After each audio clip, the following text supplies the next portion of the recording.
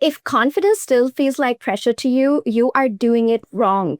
Give me just 10 minutes today and I'll show you how to be the most confident woman in the room without pretending to be like anyone else, without trying too hard to be liked or validated or forcing yourself to feel like you belong in the room.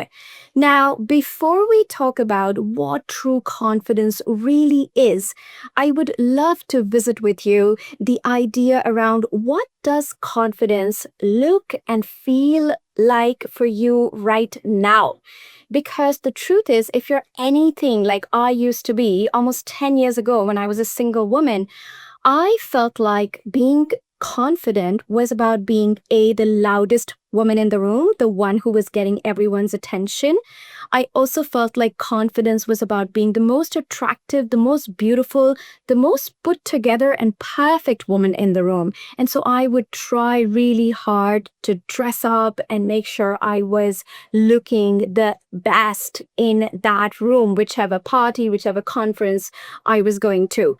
I also felt like confidence means that I had to know it all. So I tried really hard to have good conversation starters, come up with lots of questions for people, and just really nod my head, laugh at everyone's jokes. And it was honestly a lot of pressure that I put on myself.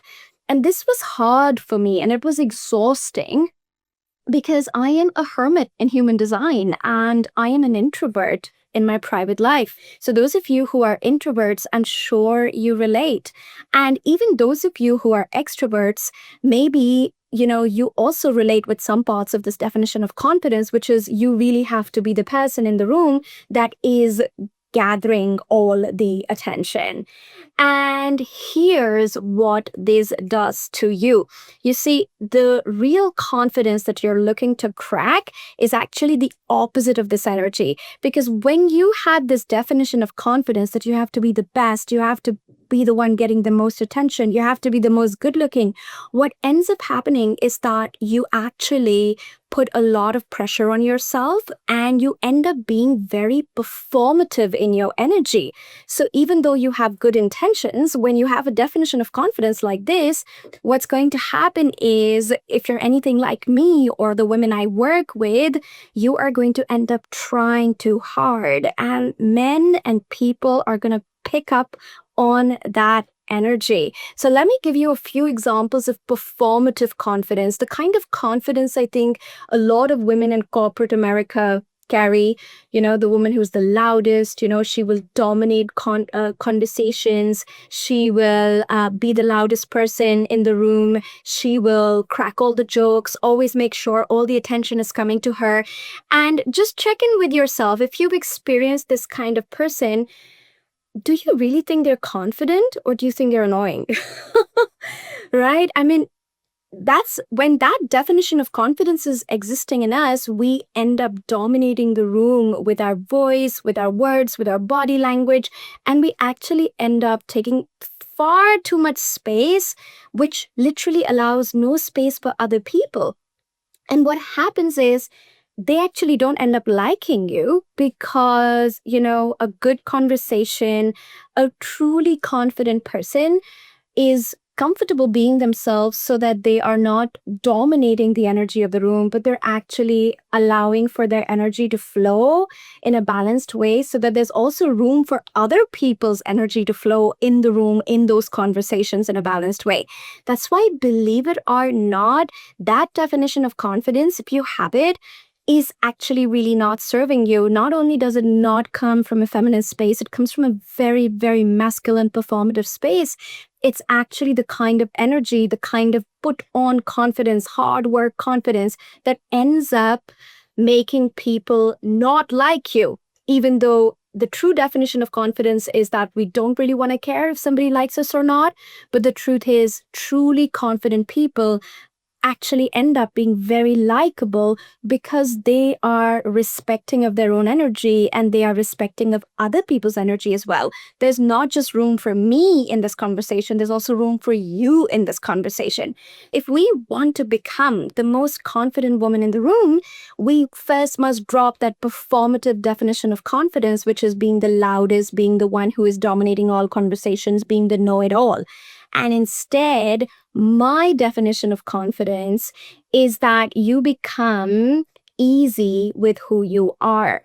You become extremely comfortable in your own skin. For me, that is true confidence of a woman. Now, it doesn't matter if your personality is more introverted. It doesn't matter if your personality is more extroverted. The true trick here is to know who you are and to like yourself. So, of course, let's now take it to the next level. You want to be the woman that men notice. You want to be the woman that other people want to hang out with. So it starts by number one, becoming aware of your strengths. Because when you have that performative definition of confidence, you're just trying to like hyper hard work to come across a certain way. But the truth is that you are a certain way and you have a lot of strengths right now, just the way you are. So true confidence is about knowing your strengths and playing on them. So when extroverts come to me and work with me, I always tell them, just calm down. You are already a great conversationalist. You already have a smile on your face. You're already, somebody who cracks jokes and is naturally outgoing. Now, sometimes that is a great strength to have, to show up as a confident person in a room, but it also has its shadow energy, which is you can end up being performative sometimes. So know your strength, use it the right way, but also minimize your flaws or work on your weaknesses. So for extroverts, for example, true confidence would look like really being proud of the fact that you have an overflow of energy to share in a room, but then balance that with being a good listener. Okay, so that you're not dominating the energy, you're not trying to overtake everybody else in the room. Now, if you're an introvert, the same holds true for you. You're probably a great listener. Now, play on your strengths. That is confidence. Own it. Yeah. And then look at your shadow side. So I know for me, because I'm an introvert, I can be more quiet in the room. And sometimes that can make other people feel a bit uncomfortable. Does she not like me? Why is she so quiet? Doesn't she want to talk with me or engage with me? So what I like to do is I really like to own the fact that I'm an introvert. And I love listening. So I have learned to see that as my gift and confidence. But then I minimize my shadow. I minimize my weaknesses by still, smiling a little more, offering a little more eye contact so that the other person feels comfortable in front of me and doesn't feel like I'm judging them or not wanting to engage with them. So that is my tip number one, which is own your strengths. If you really want to be confident, own your strengths and minimize your weaknesses.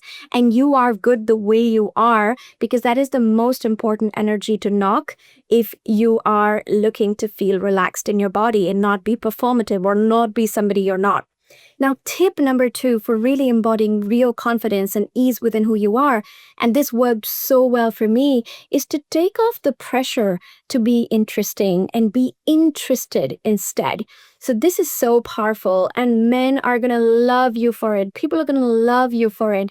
So many of us go into parties, into social settings, into meetings, wanting to be interesting. And then we put all this pressure on ourselves to know all the books, know all the parties in town, be able to talk about the next Hampton party and be able to talk about where are you going next? Have you been to that hotel?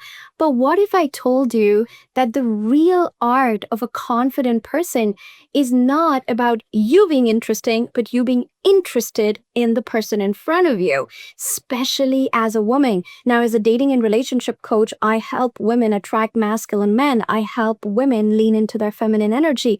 And this is one of the most powerful things you can do. Instead of talking about yourself to show you're confident, let's start asking them questions about their life, what turns them on, what was exciting about their day, what is the project they're most loving working on right now, because that is the confidence of a true embodied woman. She is not out there trying to show how good she is. She knows she is good, and this is why she can actually offer the gift of her attention to somebody else.